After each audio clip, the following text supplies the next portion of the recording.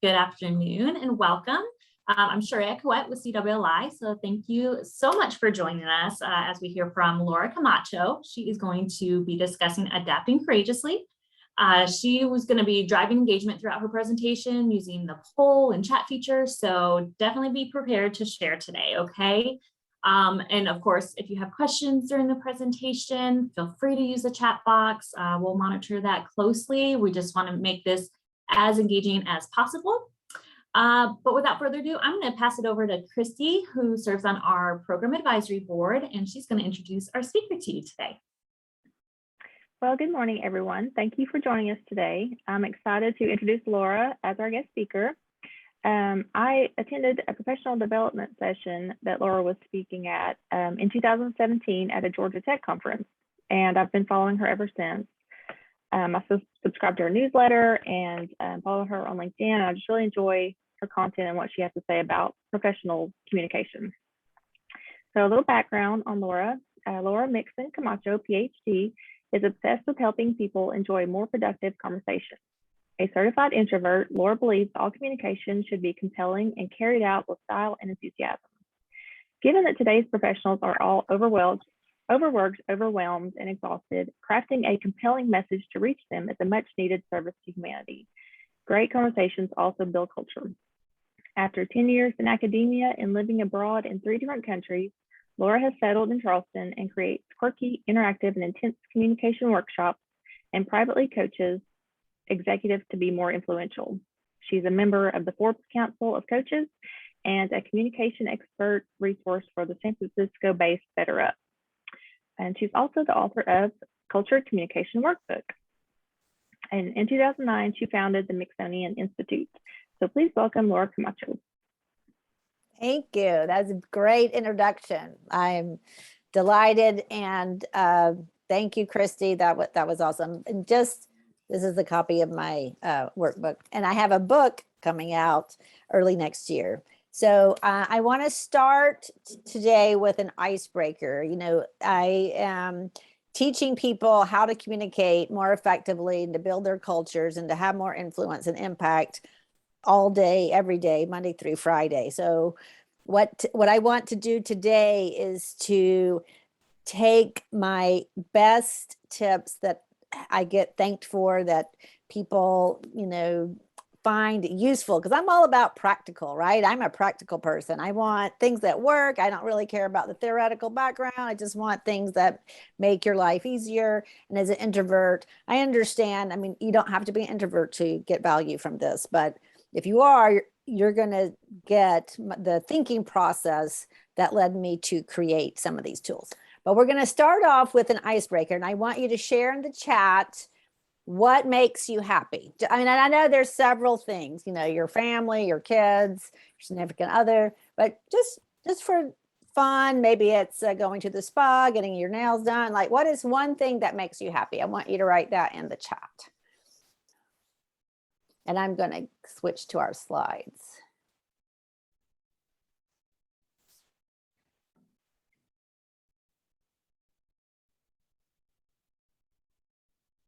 Okay, so when I check things off my to-do list, house plants, being outside, walking, quality time with family, walking my dog, spending time outside. Oh, we have a lot of outdoorsy people. That's excellent. And it is very healthy to spend time outdoors. And the downtime, yes, having some quiet time is also makes me happy.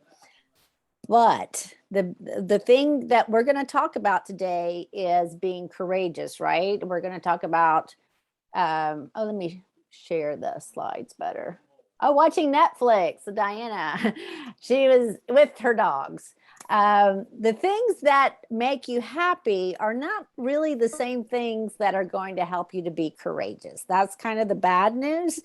But the good news is that after you've been courageous all day at work, you can go home and watch Netflix with your dogs or go outside. But, we talk about do more of what makes you happy. I'm all for that. But what we're going to talk about today is something almost deeper than happiness, because being courageous is not easy. If it were, I wouldn't be here talking to you about it. And it's something that I think we're needing even more from leaders like yourselves. I want to, I'm not just bragging on my client base, but I want you to know where I got the content that I'm going to share with you today.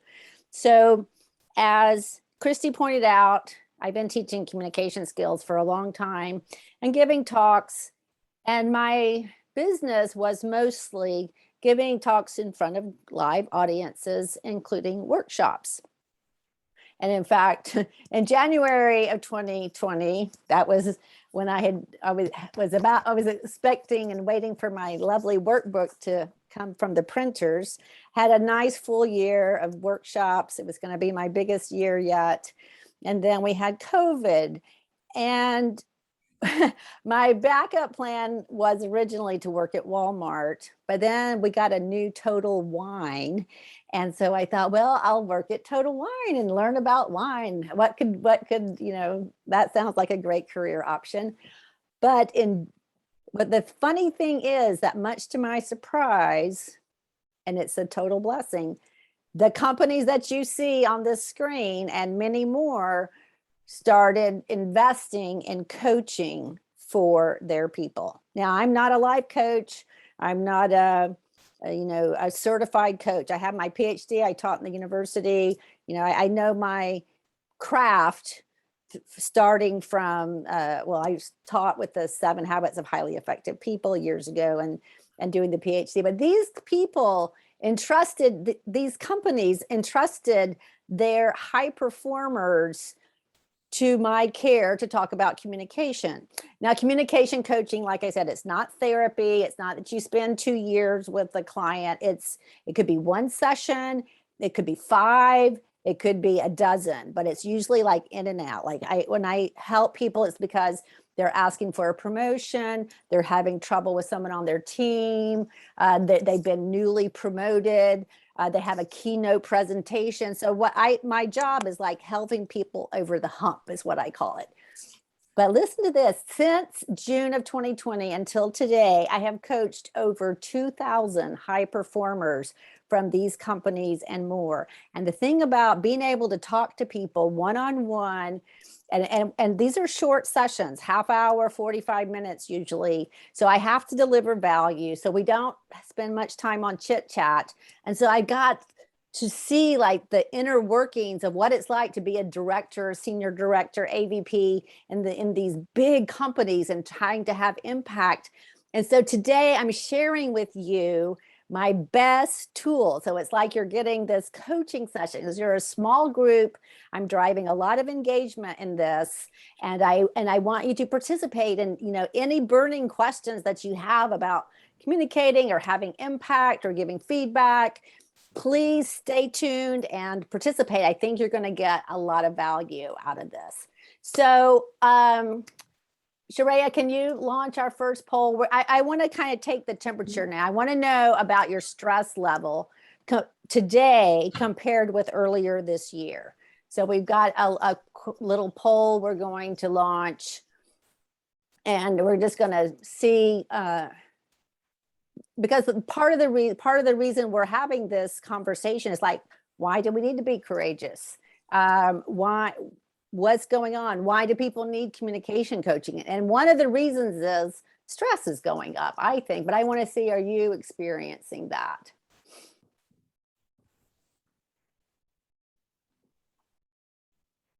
So are you getting the we have okay. Almost everyone. I was going to leave it open for just this 1 or 2 more. All right. Yeah. Everybody, if they're on your phone, participate. It might be difficult. Other than that, I want everybody participate. It's anonymous. We won't know. If you're like, I'm stressed, what's that? I don't know. It's okay. We won't know who said that. All right, I'll go ahead and launch the results here. Yeah, let's see how everybody's doing stress-wise. The stress, by the way, is the worst thing for communication and the worst thing for making decisions. And, it's really just terrible, but it's ubiquitous. Are you guys seeing those answers? I'm not seeing them. but why don't you just I read can see out? it. Okay, Okay, great. so read. Because you're sharing your screen, Laura. Yeah, so read it to me. Let me know. All Are right. people So more stressed? 45% said that definitely I'm more stressed out right now. 18% said I'm generally less stressed out. And 36% said about the same. And it just depends on the day. Okay, all right, well, good. So the number one answer is more stress, because life it's just there's a lot going on. You know, I don't know, I want to keep wanting to say we went through COVID, but it's still lingering around, but it's definitely not as dangerous, I think, as it used to be. But all the changes that brought that working from home, not of all which were bad, but the thing is, it's a different experience to be working from home and not to be seeing the people and not to be attending the meetings face to face, that our brains have to work harder to pick up signals from these little screens and little rectangles of people's faces. So if you're wondering why you're exhausted from a day of meetings on Zoom, it's because your poor brain is just working itself out, and it's like driving in overdrive all day, because it's trying to pick up the signals that it used to get just from walking around in the same room. So now I have a big setup of before we get into the tools. Now we see that we have a lot of people that have more stress, not everyone. But for the vast majority, it's either the same or worse. So what is your reason? Why do you think we need to adapt courageously? Just type it in the chat. Why, in your opinion, do we need to adapt courageously? Why do we need courage?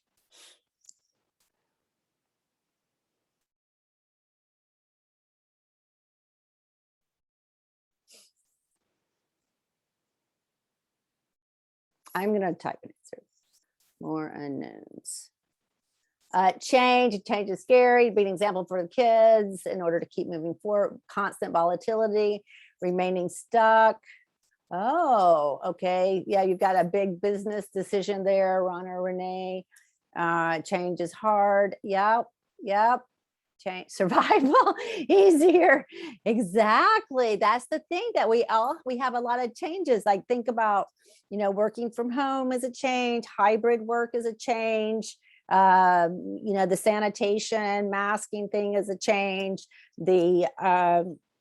The supply chain, a lot of people I talk to are dealing with the supply chain issues is a change.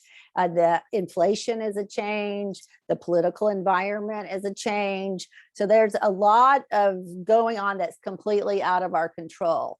Jessica says we're facing brand new changes. Yeah, we need to be correct. Yes, new ideas. Bravo. That's exactly what today is about. So these tools that I'm going to teach you, you may think, how is that? I mean, that's just like, just showing up with a little bit different attitude or being a little bit more proactive. These are changes that are seemingly small, but they have a big impact. Because if you think about it, like, if I don't play golf, but I am told, and I know this from swimming, that the difference between a good golfer and a great golfer is not that there's one big thing. No, it's a lot of little things. The same with musical instrument. The difference between a really good player and an excellent player is not one little thing or one big thing. It's like 50 small details. Even my husband's a violinist. And so even like, if this is the string and this is the finger, like where on your finger you put pressure on the string, at what angle, and that level of pressure on the string, all of those are just little details that make a huge difference in how the instrument sounds. And, if you were to go to a plastic surgeon, I know that none of you are interested in that, but just to give that example, you wouldn't want somebody to totally make you into a different person. You want somebody, they make changes that are measured in millimeters. So I want you to understand that difference between, the leader that you are and the leader you're becoming is probably not like, oh, I need to do this one thing, but it's a lot of little things in the way that you show up. But we're going to go through those, starting with the mindset. So this is our agenda of the tools. And in a minute, Sheree is going to put up another poll because I want to know what sounds more interesting to you. So one I call owning your crown, and it's about the hospitality mindset. Number two, slay more dragons, which has to do with accelerating your decision-making process. Number three is being more you, and that means making more recommendations and sharing your preferences. I'm going to share why that's important. Undercutting your most devious foe, which is, I'll tell you what that is in a minute, but just getting through the thing that really is holding you back. And a tool for that is experimentation and bringing others with you. You know, not, as we all know, it's not a solo act being a leader. It's a team effort. So Sheree, if you could put up that second poll, and I want to know, what do people find more interesting of this content? Well, and for those who make a lot of presentations, you can also pick up on some tips to make your presentations more engaging by using the tools that I'm using, the questions and the polls, because everybody's overworked, overwhelmed, overzoomed, and it's just more effective communication if you can engage people in your topic rather than just, like laying on this tsunami of wisdom. You want to get people engaged in it. Absolutely. So it looks like our top one would be bring others with you. Okay. Tool is to ask better questions. That was 38%. Coming in second was be more you, the tool recommendation preferences. Then it looks like we're tied for slay more dragons and undercut your most devious foe.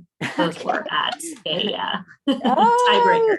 So, all right. Thank you so much. You are awesome wing woman. That's good. All right. So that nobody voted for number one. And yet I'm not bragging, but 3 clients today thanked me because they had such good success with this tool. And I'm just going to tell you the backgrounds of the people so that you see how it was useful. There was a woman in, I think in the Maryland area, who works in training and development for Clorox, a Russian entrepreneur in Moscow, and an American finance guy with a large consumer goods.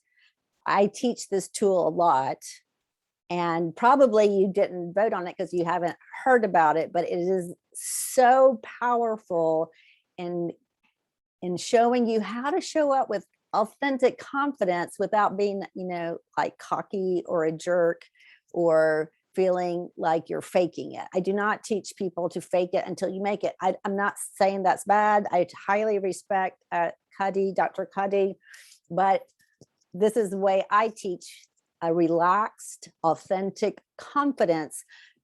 Because if you're relaxed, you're confident. And if you're confident, you're going to make better decisions and you're going to be more courageous.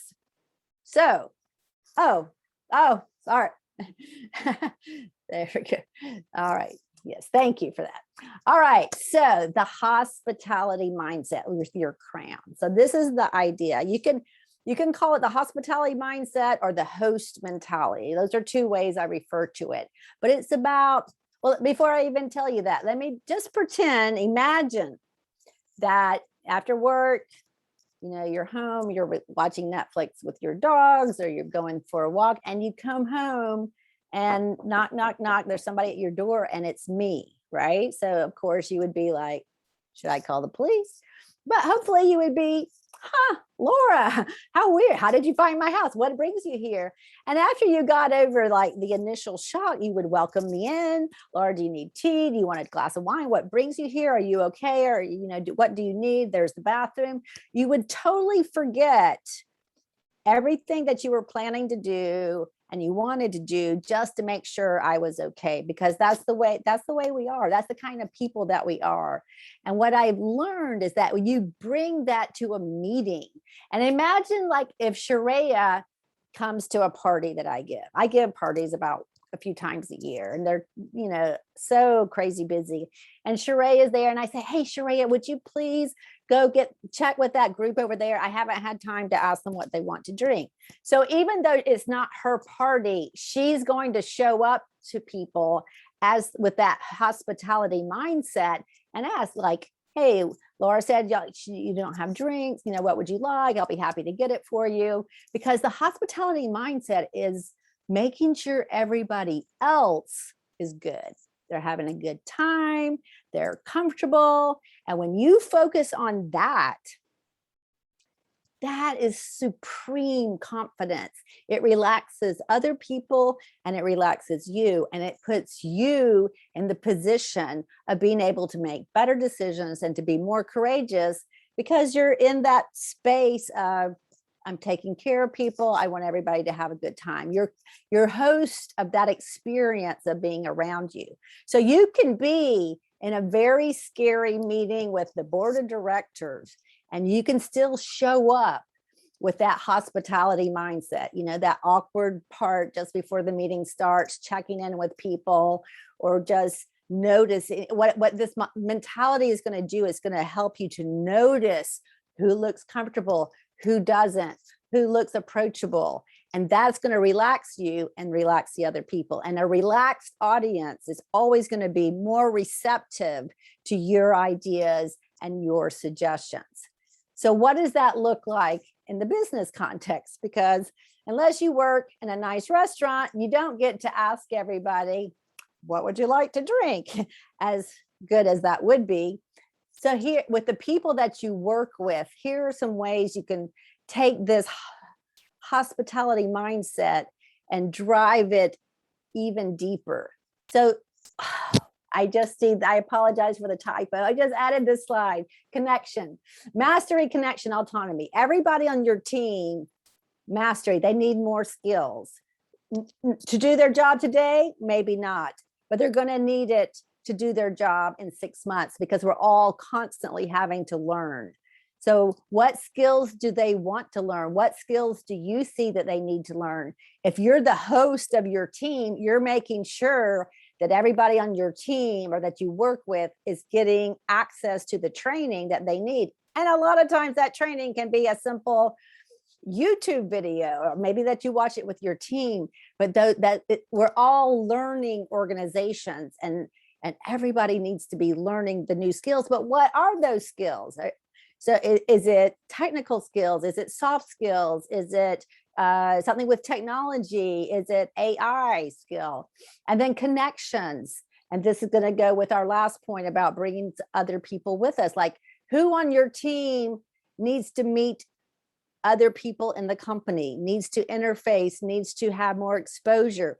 Because a lot of times people don't get promoted because promotions come kind of automatically up until like director, and then past director, it becomes who will sponsor you, who knows you. It's a group conversation. So if you're preparing people, including yourself, for promotion, you want to be thinking, what connections do I need to make? What relationships do I want to build? Or people on my team? I think that's something that we can take as the host mentality, and maybe even create ways for people to make those connections. And then autonomy. You can also think of that as having a sense of agency. Everybody, we get so much satisfaction when we get to decide how to do it. And that's the one thing that working from home, I mean, everybody has seen that people are not only productive working from home for the most part, they're more productive. Before COVID, I was coaching people to ask to work from home 1 day a week. Let's experiment. Let's try it.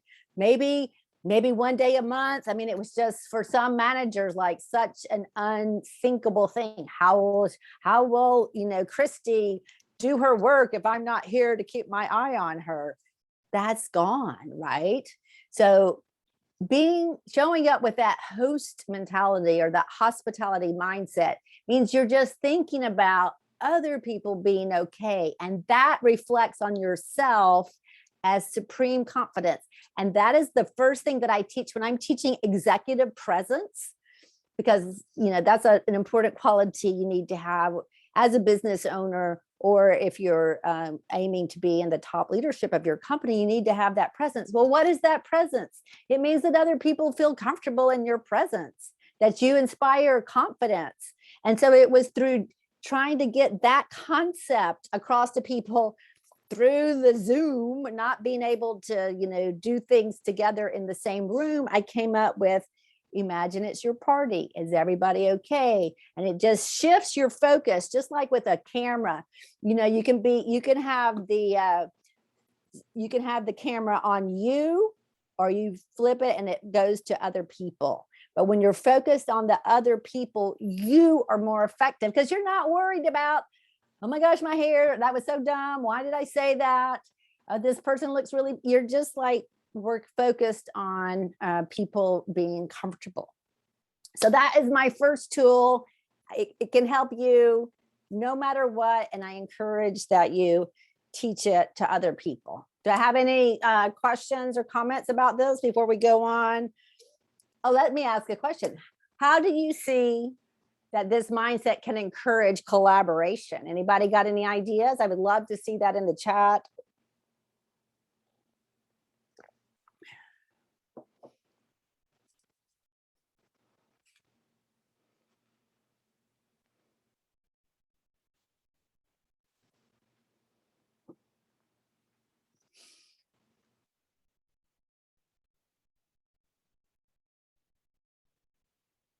There we go. Makes others more comfortable to speak up. If others come, yes, Rona Renee, you got it. Yes, trust is built, just like a good dinner party. Julie Taylor, that's so good. It makes others comfortable. Exactly. And what does that bring? A sense of belonging. It brings collaboration from everybody. Yes, all 3 points set the stage for great collaboration. Thank you, Jessica. So you get it. Thank you. I feel comfortable moving on now. But that host mentality, even if it can help you like in scary situations, like an interview with an outside company or inside company, anytime, whether you're nervous or not, think, how can I show up as the host with my crown that nobody can see, which is fine? And how can I make sure everybody's having a good time, given that work is work? So that's your first tool. And the second tool is slaying dragons through accelerating of decision making. So I want to tell you a quick little story of a client. Just last week, I got to talk to this woman who was a senior director at a technology company. And I have learned, I didn't know this, maybe some of you know this, that there are these, they're the big tech companies that we've all heard of, Facebook and Google and so forth. But underneath them, there's this other layer of technology companies that are not household names, but they support the big guys. And so those companies are also growing a lot right now. Like Twilio, Equinix, Salesforce, that's probably more known. My brain can't think of retrieving those other names, but there's a whole bunch of those kinds of companies out there I've gotten to work with their people. And so this woman, super smart, I get to work with very smart people. She was some kind of engineer with either a master's or a doctorate in engineering. And right away, she made this case, Laura, I should be vice president. And she told me why, that, she managed this many people, her products that she managed, and she worked in artificial intelligence. Okay. So like everybody wants to be AI. So her product contributed a lot to the company's profits. I mean, it was just this very clear case. And I'm like, you're right. You should be a vice president. What does your boss say about it? She had not asked her boss. She had not mentioned it to her boss. And she thought that, and this was her argument. I'm like, if you don't bring it up to your boss is not going to do anything, because again, like I said, in your early career, the promotions come for the high performers pretty automatically. And after that, it's more of more relationship based. And you definitely, they want you to ask for it. That's part of it. But she was thinking that she was waiting really for her boss to come up to her and say, you know what? Here's your vice president. Just take it. Just do it. It doesn't work that way usually. I'm not saying that it never does.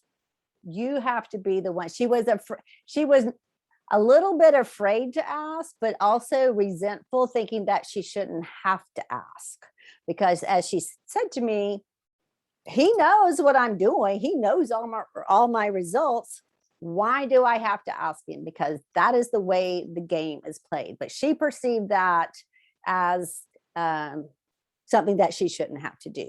So when I say accelerate your decision making, it means stepping out more, taking more risk, not big ones. And you don't need to risk your life, but you can risk not having all the information. And that is what holds people back, is high performers who go up the organization and they are promoted because they know everything about the process that they control, about the product that they are making. They know every little detail backwards and forwards. You have to be able to make decisions not knowing everything. And that that's looking for calculated risks to take. It's also letting other people that work with you help you make the decisions. It's just the marketplace is asking for us to make decisions faster. And so I think a good way for you to start doing that is to do that where you are. What are decisions that I can make faster? Okay, have a question. Ron or Renee. How much of that shouldn't have to, as related to the male boss, female sport? I see this with women I coach all the time. I don't know how much that is, but I know that more women think they shouldn't have to ask, and men start asking for it long before they're ready. They start asking on day one. And she was in a male dominated industry. I mean, where in the techie part of tech, but you're not going to change that. So I think this is the way the game is played. I mean, you could also leave and go work for a female tech company and see how it works. But yes, Ron and Renee, does that answer your question? I don't know that exact answer, but I do know that more men don't have this. They just ask. Yeah. Okay. Yeah, that's my perspective. And I see differences between men and women. So I want to know, you out there, what are your hacks for making decisions faster, or what stops you from making decisions? And I'll just share that what I see people telling me when they're telling me about these decisions, what stops them is not having 100% of the data points. And that is, you can't wait. That it's better to make the mistake and recover from it. Overthinking it, Christy. Oh yeah, that's what you need to stop doing, is overthinking. Just make a decision. Toss a coin if you're really not sure. It's better to make the decision and go with it than to just keep hashing it out. All right, Ron and Renee, what stops me? Oh, we're going to talk about the gremlin. Okay, we're going to talk about the imposters, and I have some thoughts on that. But the short answer is you have to just accept that you're going to make mistakes, and this could be the one. I mean, I had this great idea, added a slide, and I had a typo. And I'm a communication coach. You just sometimes. So, I would say always. Deciding not to make the decision is a decision. Not sometimes, Julie, 100% of the time. But that's letting other people make the decision. Now, I can see there are certain circumstances where you're just like, you don't have enough skin in the game. You're like, whatever. So you just let whatever, like, do you want ham or tuna? You know, I teach people, it doesn't matter if you don't care, say something, practice making the decisions. But we're gonna build up to that. But good, everybody. All right, number 3, and this will help with making decisions by stating your preferences and your recommendations more often. And this was like, this is me. I joined a choir. I'm not known for my good singing voice, but I joined my church choir. So I guess I'm identifying with that. And I just decided that I invested in voice lessons. Nobody's asked me to be a soloist. That's fine. I just enjoy the singing, and it's just part of, I wanted to pick up a new skill and I'm doing it. All right. So recommendations, because this is another thing I have to coach high performers, that they will present the situation fully analyzed, the options, the 3 options, the advantages and disadvantages of each option, and then they stop and they wait. And I'm somebody, Anheuser-Busch, a financial director, she was waiting for the CFO to make the call. I'm like, no, you make the recommendation. That's what you're paid for. You make your 3 options, give your 3 options, ads and disads. What I recommend is this. Everybody that works with you should know, like, what would Sharia say? What would Julie recommend? That you need to, it's not being like super outspoken. It's not being like dominating all the conversations, but it's making recommendations, letting people know your preferences, because after a certain point, you're not paid just for the work you do. You're paid because you have a point of view that's affecting the future of the company. And that's what they need. Do you think the people at the top know what they're doing? They don't. They do not know. So here are some sentence starters for you. You just implement these, just, like, it's kind of like Mad Libs from the past. If any of you knew the Mad Libs, like, well, the way I see it, and this is what I think is what stops people, is that they think that, well, I don't know everything, and that's okay. So, but you can say, the way I see it, is a lot of times that's what people want to know. What does Julie see? What's her point of view? Maybe I'm going to do the total opposite, but I want to know, what does Julie think about? So that's one way of starting the sentence. This second one, oh my gosh, it's so helpful as far as selling your ideas and solutions.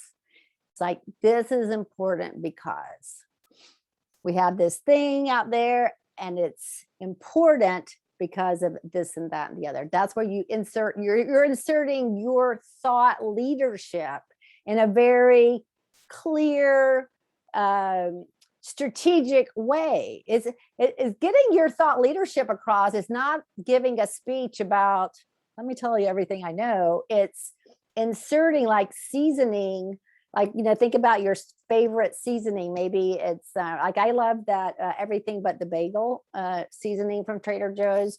I put it on everything. So I want you to think about your point of view is always seasoning the way I see it, blah, blah, blah. This is important because my recommendation is this. I think we should do that. And people respond that because it's so clear.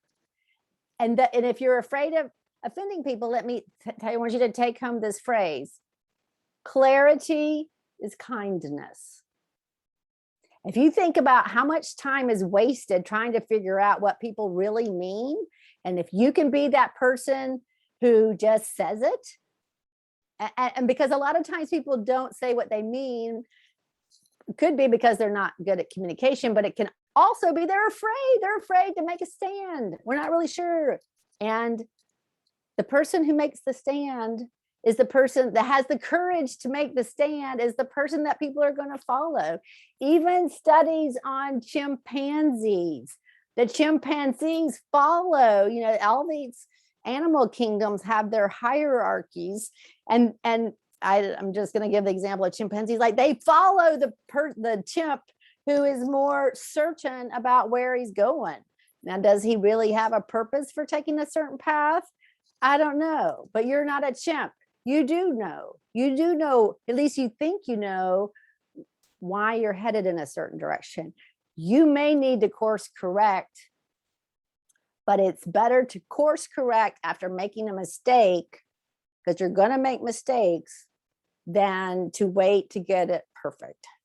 And I think for engineers, and Christy, you may be an engineer, they have the hardest time with this, because engineers are trained like to solve problems within constraints, and that's what they do. And then this leadership, this courageous leadership, is like a different level of thinking and interacting. So that is, another word. This is the most persuasive word in the English language, because what did Simon Sinek teach us?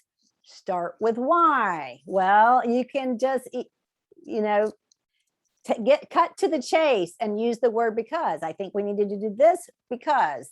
I think we need to hire this other person, this new resource, because. I think we need to make this change because. That's communicating clarity and courage, because you're just giving a direction. So what do you think? Before I go on to the next, so what do you think about, because this was one that was more interesting to you, about stating your recommendations and preferences. What is your thought? What are your thoughts on that? Let's hear from the audience.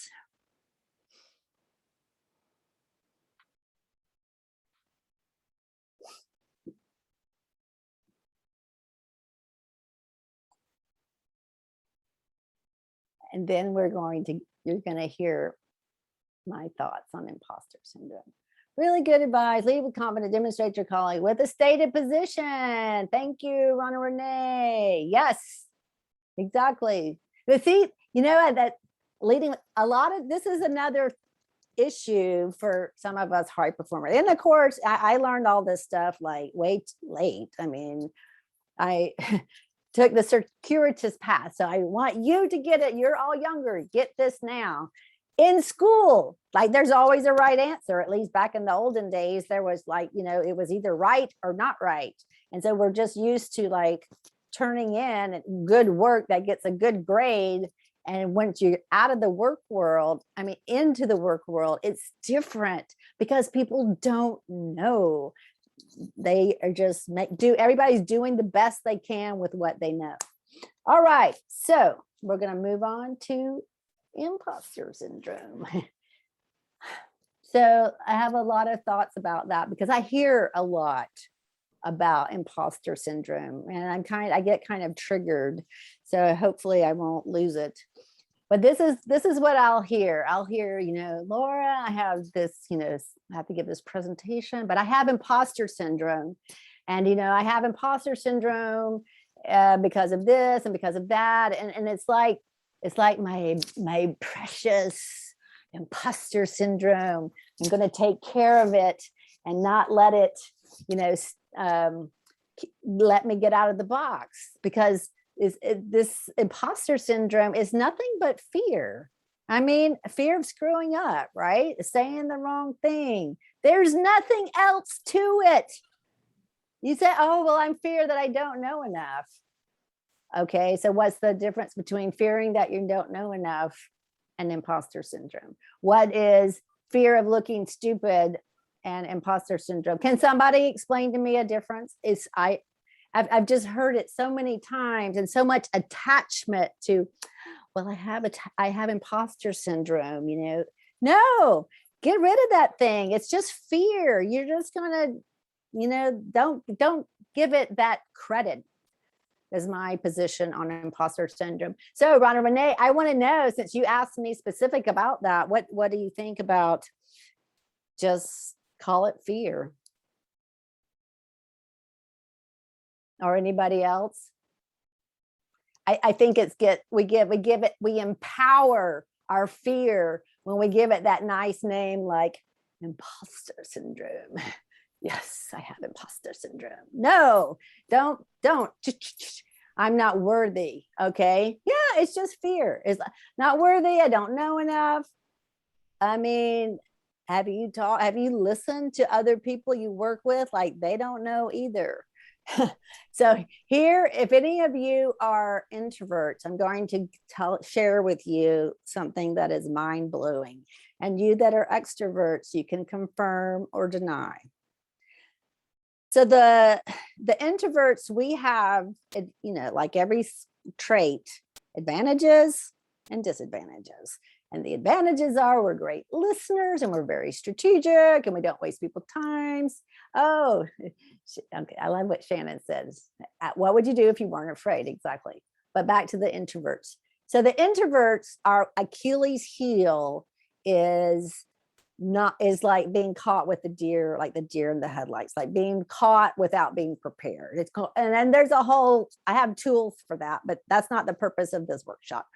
We're talking about imposter syndrome. So, but we think, oh, these extroverts, they just say things and they give ideas and their brains work so much faster than mine. No. When you hear somebody just, shooting from the hip, they're thinking out loud. And that's what it sounds like. It sounds like they thought it out. And if you're an introvert because you overthink everything, I won't name names, that we think other people do too, and that they thought, but their thinking just happens so much faster. No, they're just like, they're just like articulating their thoughts in real time. I want to see what Jessica says. To label the source of fear. Okay. Be thankful to know the problem and solution. Okay. I'll take that, Jessica. You can, the source of fear, but I think most fear is imposter syndrome, that I don't know enough. I don't know enough to say it well. I'm not a good enough speaker. I don't have enough experience. I mean, to me, it all comes down to, I'm not like Rhonda Renee said, I'm not enough or I'm not worthy.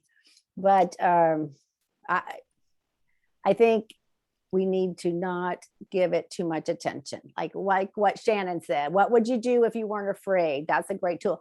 But what I teach the tool and use the tool of experimenting, because I think we have to work with our brains. Like if I just say, oh, just forget the fear, just show up and feel the fear and do it anyway, then your brain's going to go, whoa, wait a minute, you're not worthy, you're not ready for this.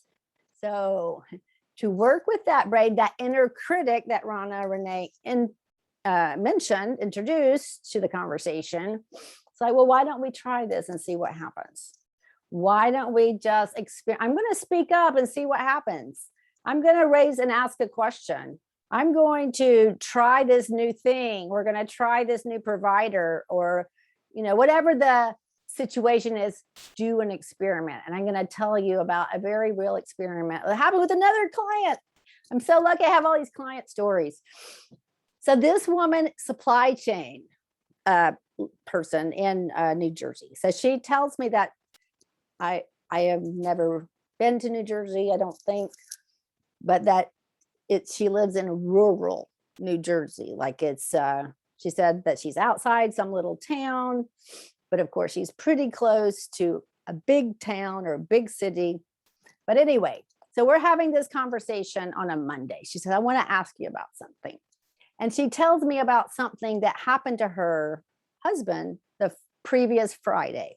So from Friday to Monday, and this was in September.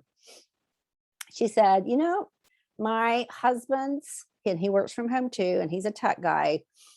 His cell phone went on just gave up. It was an old one, and he ordered an iPhone, and that iPhone was delivered in less than an hour and a half to his home. It was delivered by Uber Eats. And she said to me, I think we need to do this at Tiffany's. We don't offer same day delivery even in Manhattan. I think we should. What do you think, Laura? So I said, the great voice of wisdom said, oh, you can beta that, try it, with December, like introduce it in November, because remember, this is September. So, and she's like, I'm okay. What worried her is that being Tiffany's, she didn't want to use Uber Eats because of the brand disconnect between Tiffany's and Uber Eats. 2 weeks later, I talked to her and asked about it, and she had already implemented it just by trying it. So experiment. If you're facing imposter syndrome or any kind of fear, let's experiment. Find a way to outsmart your fear. And finally, what you are very interested in is bringing other people with you. How do you do that? Asking more questions.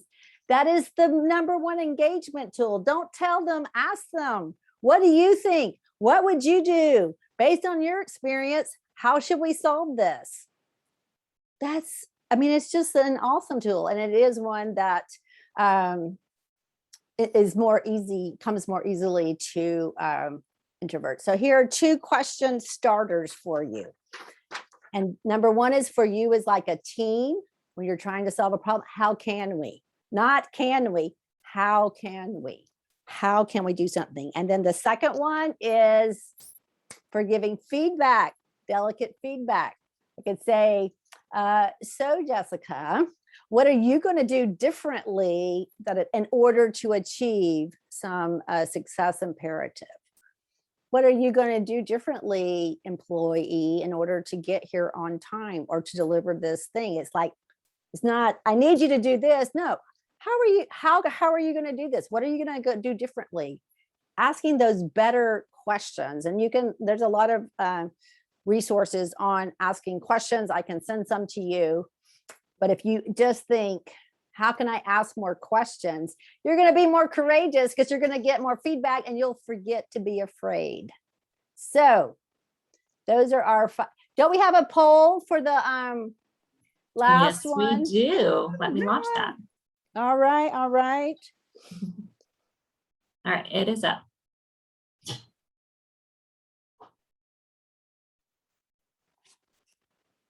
Let's see.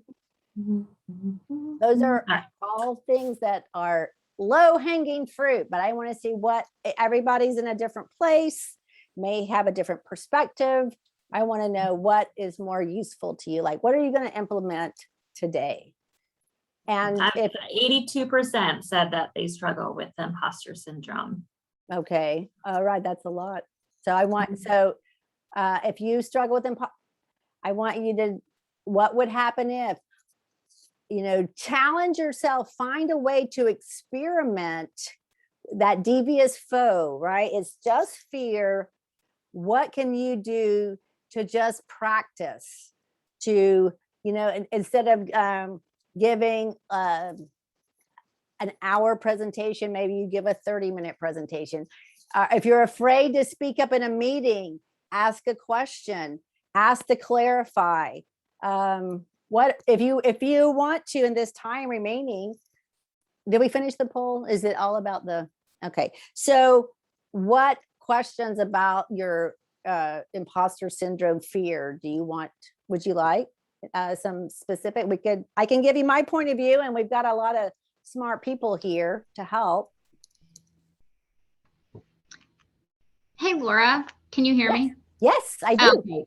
This is Stephanie Mansueto. Everybody's been typing, so I didn't know if I could just speak. Yeah. Openly. Yes. I find that, I don't know if you find this, but for women specifically, imposter syndrome kind of is bred by perfectionism. Mm-hmm. I feel like. Mm-hmm. Yes, I will agree. And yeah, so in perfectionism is trying, you're trying to overcome fear, shame, guilt. Mm-hmm. And it makes you feel like an imposter in situations because everything for you has to be perfect and it's not. And so you don't feel like you belong, you're not worthy. And getting to the source of that perfectionism or that shame and guilt, and just being aware of it can put it into light. But I agree with you that the practice and the experimentation helps you overcome that fear. Because once you do it so many times, you quickly get rid of that Yeah, imposter fear. exactly. It's just getting over the hump. Mm-hmm. Yeah, thank you. That is very good insight there. That is the perfection. In fact, but I think the perfection, or what I was thinking of, is like domination of the topic, is like your crutch. Like, I'm confident because I know everything, and that's what I can't tell you how many high performing women struggle with that, and it's like, it's going to hold you back. So if you're fine to stay where you are in this company, don't worry about it. But if you want to have more responsibility, if you want to add value at a higher level, a vice president of a large company doesn't know how to do the job of the people below him. A lot of times I don't even know what the people do. And that's the level of lack of, you're just you don't have that level of knowledge when you reach the high stratosphere. But thank you so much for that. Do we have time for another question or comment? And just speak up. Yeah, we do. Yeah.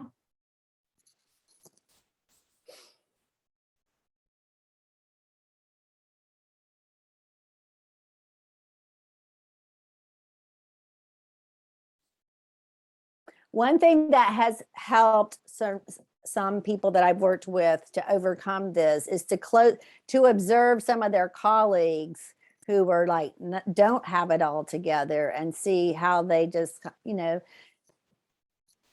speak without having complete knowledge of the subject matter, and sometimes say things that are actually not quite factually correct.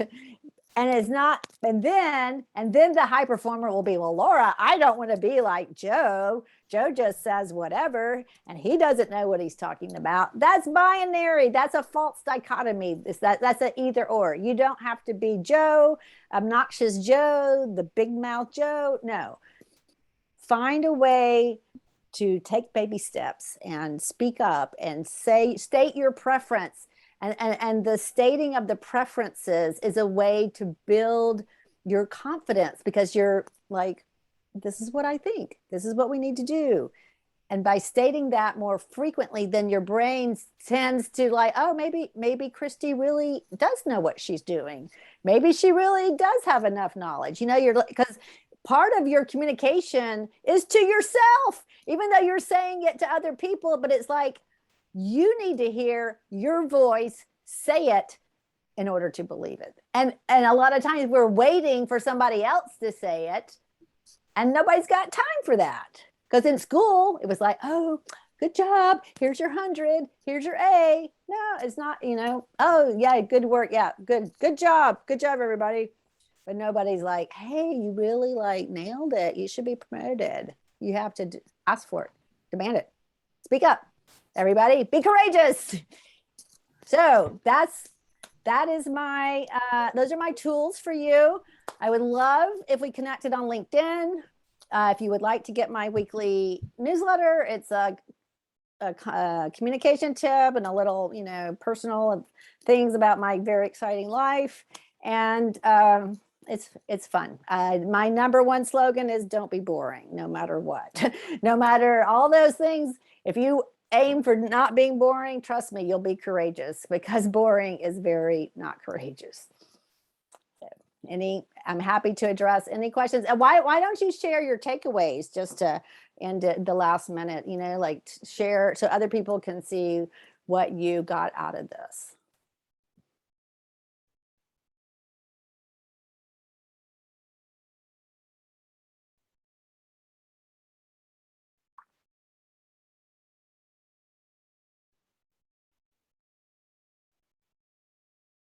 Experimentation. Yes, Heather, just try it.